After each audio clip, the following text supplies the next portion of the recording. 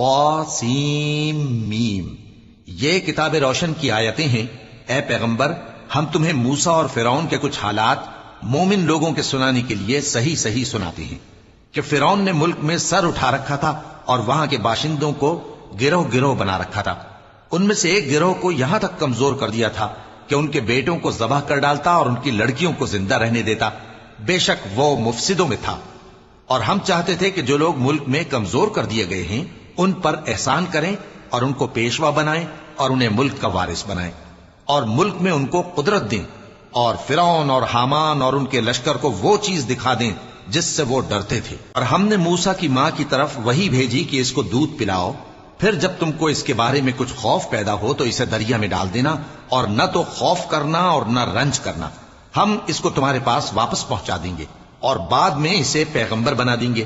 سو فرعون کے لوگوں نے اس کو اٹھا لیا، اس لیے کہ نتیجہ یہ ہونا تھا کہ وہ ان کا دشمن اور ان کے لیے موجب غم ہو۔ بے شک فرعون اور حامان اور ان کے لشکر غلطی پر تھے، اور فرعون کی بیوی نے کہا کہ یہ میری اور تمہاری دونوں کی آنکھوں کی ٹھنڈک ہے، اس کو قتل نہ کرنا، شاید یہ ہمیں فائدہ پہنچائے یا ہم اسے بیٹا بنا لیں۔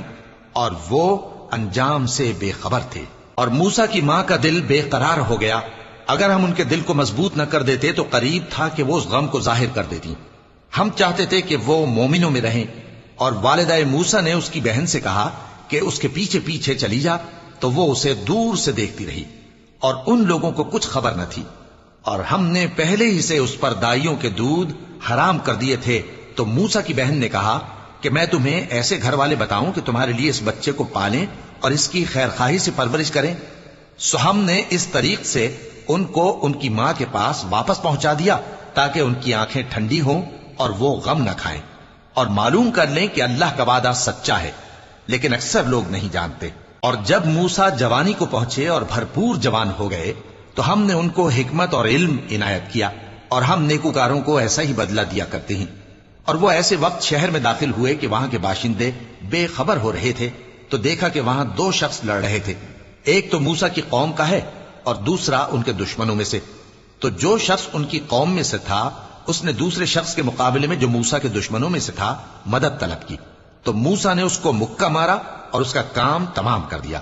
کہنے لگے کہ یہ تو شیطانی کام ہوا، بے شک وہ انسان کا دشمن ہے، کھلا بہکانے والا ہے۔